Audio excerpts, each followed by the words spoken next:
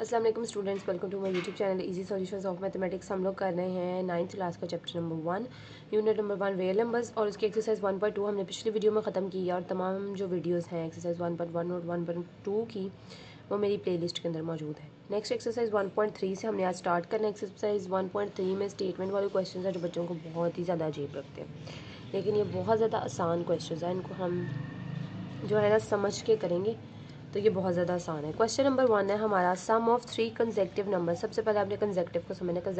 Consecutive क्या होते हैं?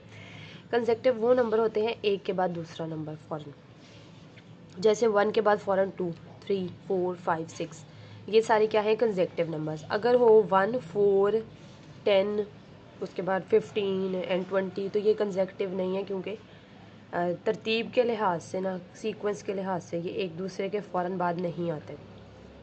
तो वो कह रहे हैं sum of 3 consecutive integers is 42। कह रहे हैं 3 नंबर्स हैं, उनको जमा करें तो वो हमारे पास क्या आते हैं? 42 आते हैं। Find the 3 integers. तो हमने उन 3 नंबरों को फाइंड करना है। कौन से 3 नंबर हैं जिनको जमा करें तो 42 आता है हमारे पास?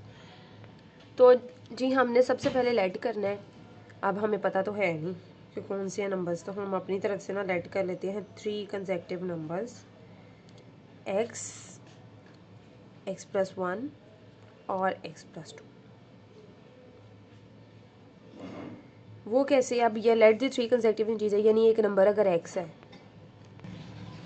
जैसे 1 है, 1 के फ़ौरन बाद 2 होता है और 2 1 से, यानी 1 में एक और 1 ऐड करें तो 2 आता है। इसी तरह 13 में 1 ऐड करें तो 14 आता है, 14 में 1 ऐड करें तो 15 आता है। तो यानी कि +1, अगर x में +1 कर देंगे तो अगला नंबर, और इसी तरह से +2 कर देंगे तो उससे अगला नंबर, यानी x+1 में भी +1 की है। ये हमने क्या किया है, ये आपने लिखना नहीं है। x+1 में भी +1 कर दिया, यानी एक एक ऐड करते जाएंगे। और अगर हमें 4 कंसेक्टिव नंबर चाहिए होते तो हम ये x+2 बन गया, उसके बाद हमने x+2 में भी एक और ऐड कर देते, यानी एक एक ऐड करते हुए। तो हमारा x+1 और x+2 दो नंबर्स, हम 3 नंबर्स कंसेक्टिव हमारे पास आ गए। अब वो कह रहे हैं sum of 3 consecutive numbers are 42। 3 consecutive numbers क्या है हमारे पास? 42 हैं। तो अब हमने जो है वो इन तीनों को ऐड कर दिया, तीनों कंसेक्टिव नंबर्स को। वो कह रहे हैं 42 के इक्वल है, तो हमने इक्वल टू 42 लिख दिया। अब इनको हम प्लस करेंगे, ये भी x है, ये भी x है, ये भी x है, तीनों प्लस हो रहे हैं, तो ये बन जाएगा 3x और 1 + 2 हो, ये हमारे पास बन जाएगा 3। तो ये 3 इधर मल्टीप्लाई, इधर प्लस हो रहा है, दूसरी तरफ जाके माइनस का हो जाएगा, तो ये हमारे पास आ जाएगा 42 - 3 = 39। तो ये 3x = 39 है, ये इधर मल्टीप्लाई हो रहा है, दूसरी तरफ जाकर डिवाइड हो जाएगा, तो x = 13 आ जाएगा। हमारे पास एक नंबर हमें मिल गया। उन्होंने कहा 3 कंसेक्टिव नंबर्स जो हैं वो हमारे पास सम है 42 का। पहला नंबर हमें मिल गया, तो अगले कंसेक्टिव हैं, तो अगले दो इसके जो है वो, अगले दो जो है वो इसमें मिला के, यानी 13 है, उसके बाद 14 है और उसके बाद 15 है। इन तीनों नंबर्स को ऐड करेंगे तो हमारे पास 42 आएगा। एक नंबर जब पता चल गया तो जाहिर है कंसेक्टिव कहा है तो अगले दो ही होंगे, वो दूसरे दो नंबर। तो हमारे पास जो है वो 3 कंसेक्टिव इंटीजर्स आर 13, 14 एंड 15, और इन तीनों को आप ऐड करें तो आपके पास आंसर भी 42 ही आएगा। नेक्स्ट हमारी प्रॉब्लम है, the diagram show right angle triangle. Right angle triangle कौन सी होती है? जिसमें एक एंगल 90 का होता है, ये वाला हमारा एंगल 90 का है। In which the length of AC is this. एक AC की लेंथ उन्होंने ये दी हुई है, and the area of ABC is this. और अब उन्होंने एरिया दे दिया, उन्होंने एक साइड बताई है नीचे वाली AC और एक उन्होंने एरिया ही बता दिया। Find the length of AB in the form of this, यानी where A and B are integers. वो कह रहे हैं आपने हमें AB की लेंथ बतानी है, और आंसर किस तरह से आएगा कि यहाँ पे भी कोई नंबर इंटीजर होगा, कोई भी 2, 3, 4, साथ उसके √3 पड़ा होगा, और इसी तरह से हमारे पास प्लस होगा दरमियान में, और इस यहाँ पे भी कोई इंटीजर होगा और वहाँ पे भी साथ उसके √5 पड़ा होगा। यानी ये कंडीशन दी है कि आंसर में √3 हो, एक के साथ √5 हो। तो अब हम चलते हैं। सबसे पहले तो हमें एरिया ऑफ ट्राइंगल क्या होता है। एरिया ऑफ ट्राइंगल का फॉर्मूला जो होता है ना हमारे पास होता है वो 1/2 क्रॉस बेस क्रॉस हाइट। ये फार्मूला आप लोगों ने याद कर लेना, ये एरिया ऑफ ट्राइंगल का फार्मूला है। बेस हमारे पास, अब एरिया हमें उन्होंने दिया हुआ है, उन्होंने कहा है कि एरिया क्या है आपके पास ट्राइंगल का। The area of triangle ABC is 1 + √15 × centimetre. Area का यूनिट स्क्वायर होता है, मीटर स्क्वायर, सेंटीमीटर स्क्वायर, कोई भी वैल्यू ऊपर स्क्वायर आता है। तो यहाँ पे एरिया की जगह पे हमने उसका पूरा एरिया पुट कर दिया। आप लोग अब चाहें ना तो इस फॉर्मूले को जो है वो इस फॉर्म में भी लिख सकते हैं। Area is equal to 1/2। Base हमारी यहाँ पे क्या है, बेस हमारी क्या है, AC। नीचे वाली को बेस कहते हैं ना ट्राइंगल की, ये बेस, ये परपेंडिकुलर और ये हाइपोटेनस। उसके बाद हमारी हाइट है, हाइट हमारी क्या है, AB है, तो यहाँ पे हम लिख देंगे AB। तो इसका मतलब है 1/2 AC क्रॉस AB। AC हमें क्या दी हुई है, AC हमें दी है √3 + √5 सेंटीमीटर, और हमें क्या कहा है उन्होंने, AB को फाइंड करना है आपने। अच्छा जी, अब सबसे पहले तो ये देखें, ये वाली वैल्यू पूरी इधर मल्टीप्लाई हो रही है, दूसरी तरफ जाके ये इस पूरी वैल्यू के नीचे डिवाइड हो जाएगी। ये वाला 2 इधर डिवाइड हो रहा है, दूसरी तरफ आकर 2 जो है वो मल्टीप्लाई हो जाएगा। ये 2 जो है वो मैं लिखना भूल गई थी, इसलिए मैंने यहाँ पे लिख दिया। आप चाहे इस तरफ लिख लें, चाहे इस तरफ यहाँ इसके साथ लिख लें या पहले लिख लें, कोई इशू नहीं है इसका। यहाँ पे 1 सेंटीमीटर स्क्वायर है ना, तो अब ये नहीं है कि सिर्फ M के ऊपर है तो आपने M को ही 1 को कैंसिल करना है, C जो है वो ख़त्म हो जाएगा, नहीं, ये पूरे के ऊपर ये हिसाब का होता है। C सेंटीमीटर स्क्वायर का मतलब होता है 2 सेंटीमीटर स्क्वायर है, तो 1 तो इसके साथ कैंसिल हो गया, बाकी एक की बजाय इस 2 को हम पहले ले आए क्योंकि इसका इतना आगे काम नहीं है। ये वाली पूरी वैल्यू लिखी, इसको अब हम रैशनलाइज करेंगे, और रैशनलाइजेशन अगर आ जाए तो इससे आसान कोई काम नहीं है, बहुत ईजी है और सेम स्टेप्स होते हैं।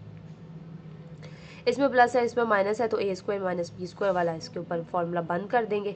ऊपर वाली दोनों वैल्यूज़ को ऊपर हमने मल्टीप्लाई करवा दिया, पहले √3 यहाँ पे हुआ, उसके बाद हमने √3 को 15 के साथ करवाया। इसी तरह से माइनस √5 आ गया, और माइनस प्लस माइनस √15 और √5 आ गया हमारे पास। अब ये वाला स्क्वायर के साथ कैंसिल हो गया, ये 3 रह गया, ये वाला स्क्वायर के साथ कैंसिल हो गया, ये हमारे पास 5 हो गया। आपको पता है ये भी स्क्वायर रूट की वैल्यू, ये भी स्क्वायर रूट की, रेडिकल की प्रॉपर्टीज़ में हमने पढ़ा था, दोनों पे स्क्वायर रूट और अगर मल्टीप्लाई हो रहे हैं तो हम दोनों की अंदर वाली वैल्यूज़ को एक ही स्क्वायर रूट के नीचे लिख सकते हैं। तो ये हमारे पास हो जाएगा 15 3 = 45। इसी तरह यहाँ पे भी ये दोनों भी मल्टीप्लाई हो रहे हैं, तो 15 5 = 75 हम लोगों ने कर दिया। अब हमने इनको इस तरीके से वैल्यूज़ अंदर से इस तरीके से इसको हमने पार्ट्स में करना है कि एक वैल्यू सिंपल रह जाए और दूसरी वैल्यू जो है ना वो हमारी, उसका हम कोई स्क्वायर वगैरह बना के उसको स्क्वायर रूट के साथ कैंसिल कर सकें। तो अब हम 5 9 = 45 कर देंगे, और इसको हम 25 3 = 75 कर देंगे। और ऊपर से हमें आंसर भी किस फॉर्म में चाहिए, आंसर भी हमें एक √5 की फॉर्म में, एक √3 की फॉर्म में चाहिए। यहाँ पे 2 - 2 रह गया था नीचे, ये वाला 2 इस 2 के साथ कैंसिल हो जाएगा क्योंकि मल्टीप्लिकेशन, और ये माइनस बाहर आ जाएगा। अब 9 का जब स्क्वायर रूट 9 के ऊपर अप्लाई करेंगे ना तो 3 हो जाएगा बाहर आके, और इसी तरह 25 का जब स्क्वायर रूट ले लेंगे ना तो 5 आ जाएगा बाहर, और ये वाला सिंपल है, अगर इसके ऊपर कोई स्क्वायर वगैरह नहीं है तो ये अंदर ही रहेगा। √3 + 3 × √5, और ये -√5 और 5 × √3 बन गया। अब ये वाले, ये भी √3, ये भी √3 है, माइनस प्लस माइनस हो गए, इन दोनों को माइनस कर दे तो -4 × √3 आ जाएगा। ये प्लस किया, ये माइनस किया, प्लस माइनस माइनस दोनों को माइनस कर दे, 2 × √5 आ जाएगा। ये मैंने बस पोजीशन चेंज किया इस माइनस की वजह से। अब माइनस को अंदर मल्टीप्लाई कर देंगे, ये वाली वैल्यू अब 2 वाली माइनस की हो जाएगी, और माइनस माइनस 4 के साथ प्लस आ जाएगा। तो ये हमारी जो है ना वो आंसर AB का निकल आया। अब हमारी बारी है क्वेश्चन नंबर 3 को डिस्कस करने की। क्वेश्चन नंबर 3 हमारा क्या है, a rectangle has side of length 2 + √18 metre and ये। अब रेक्टेंगल में आपको पता है, पहले भी हमने 5 6 7 से पढ़ते आ रहे हैं, रेक्टेंगल की 2 साइड्स होती हैं, ये मैंने रेक्टेंगल एक बना भी दी है। रेक्टेंगल की ऑपोजिट साइड्स जो होती हैं वो सेम होती हैं। तो मोस्टली जब भी कोई प्रॉब्लम सॉल्व करने के लिए आती है, रेक्टेंगल का एरिया निकालने के लिए आता है, तो एक साइड उसकी ये वाली बता देते हैं, स्मॉल वाली, क्योंकि जो ये होती है वही ये होती है, और एक वो बता देते हैं बड़ी वाली और एक छोटी वाली बता देते हैं। एरिया ऑफ होता है लेंथ क्रॉस विड्थ। अब उन्होंने कह दिया है एक लेंथ ये है और दूसरी हमारे पास ये है, दोनों की लेंथ बता दी। Express the area of rectangle in the form of this and A and B and teacher. अब उन्होंने कहा है ये दोनों दे दिए, और उन्होंने कहा है आंसर जो आना चाहिए वो इस तरह आना चाहिए कि एक नंबर हो प्लस दूसरा नंबर हो, और दूसरे नंबर के साथ √2 हो। नंबर चाहे कोई भी हो, A भी कोई भी इंटीजर हो सकता है, A B are integers. Length cross width है, पहली वैल्यू लगाई, दूसरी वैल्यू इधर लगाई, चाहे इसको पहले कर ले इसको बाद में कर ले, कोई मसला नहीं। दोनों को मल्टीप्लाई कर दिया हम लोगों ने, M और M को मल्टीप्लाई किया, मीटर स्क्वायर आ गया, इसको हम बाहर निकाल लेंगे, ये ब्रैकेट के अंदर दोनों मल्टीप्लिकेशंस करेंगे क्योंकि मीटर स्क्वायर सारों से मल्टीप्लाई हो रहा है। 2 5 = 10, 2 4 = 8 × √2 प्लस 5 इंटू स्क्वायर रूट 18 और उसके बाद स्क्वायर रूट 18 को यहाँ पे हमने किया तो ये आ गया 4 into square root 18 over square root 2। अब 2 9 18 कर रहे हैं, यहाँ पे 2 9 18 कर रहे हैं, सिंप्लीफिकेशन कर रहे हैं। अब ये 9 जब बाहर आएगा इसके ऊपर जब स्क्वायर रूट अप्लाई होगा कैलकुलेटर पे तो 3 आंसर देगा, यानी इसे 3 का स्क्वायर लिखेंगे, वो स्क्वायर जो है वो हमारे स्क्वायर रूट के साथ कैंसिल हो जाएगा तो 3 रह जाएगा यहाँ पे। तो 5 3 ज़ा 15, यहाँ पे भी जब स्क्वायर रूट 9 के ऊपर स्क्वायर रूट अप्लाई होगा तो वो आ जाएगा 3 4 ज़ा 12, ऊपर भी स्क्वायर रूट रह गया, नीचे भी स्क्वायर रूट रह गया, ये दोनों आपस में कैंसिल हो गए। तो यहाँ पे हमारे पास क्या रह जाएगा, -12 रह जाएगा और ये 10 रह जाएगा। तो 10 - 12 हमारे पास जो है वो -2 आते हैं। इन दो को हमने वैसे लिख लिया, 7 मीटर स्क्वायर वैसे ही चलता आ रहा है। अब हमने क्या करना है, इनके ऊपर इनका एलसीएम ले लेंगे, नीचे स्क्वायर रूट 2 लिख देंगे और यहाँ पे स्क्वायर रूट 2 इससे भी मल्टीप्लाई हो जाएगा, इससे भी मल्टीप्लाई हो जाएगा। अब जब स्क्वायर रूट 2 इसके साथ मल्टीप्लाई होगा ना तो ये हो जाएगा स्क्वायर रूट का होल स्क्वायर, 2 का होल स्क्वायर। तो ये 2 इससे कैंसिल हो जाएगा और सिर्फ 2 रह जाएगा। तो 15 2 - 8 इंटू -2 इंटू स्क्वायर रूट 2, 15 2 ज़ा 30 आ गया, -8 2 इंटू ये। अब ये दोनों 30 - 8 किया तो 22 माइनस ये आ गया। अब इसमें से हम लोगों ने क्या किया, 2 को कॉमन निकाल लिया, 2 into square root 2 11 minus square root 2 का m स्क्वायर। अब यहाँ पे ना आप इस तरह भी आंसर लिखते हैं तो भी सही है, लेकिन इसकी मज़ीद सिंप्लीफिकेशन हो सकती है। किस तरीके से, हम 2 इंटू स्क्वायर रूट 2 को स्क्वायर रूट 2 लिख सकते हैं। अब इसकी एक्सप्लेनेशन अगर मैं आपको दूँ तो 2 को क्या हम लोग स्क्वायर रूट 2 का स्क्वायर लिख सकते हैं, अगर हम ऐसे लिखते हैं स्क्वायर रूट 2 का होल स्क्वायर। अब ये वाला स्क्वायर रूट इस 2 के साथ कैंसिल होकर दोबारा 2 ही रह जाएगा ना, समझ आई बात कि मतलब फ़र्क कोई नहीं पड़ेगा। यानी कि 2 को हम स्क्वायर रूट 2 का होल स्क्वायर भी लिख सकते हैं।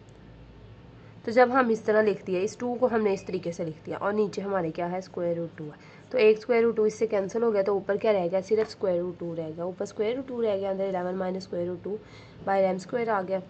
अब ये जो है ये अंदर पहले इन दोनों के साथ मल्टीप्लाई होगा, 11 इंटू स्क्वायर रूट 2 हो जाएगा, जब इसके साथ मल्टीप्लाई होगा तो स्क्वायर रूट 2 का होल स्क्वायर आ जाएगा और ये स्क्वायर इससे कैंसिल होकर 2 आ जाएगा। और ये हमारा बुक के बैक पे भी यही आंसर है। नेक्स्ट हमारा क्वेश्चन नंबर 4 है, find 2 numbers whose sum is 68 and difference is 22।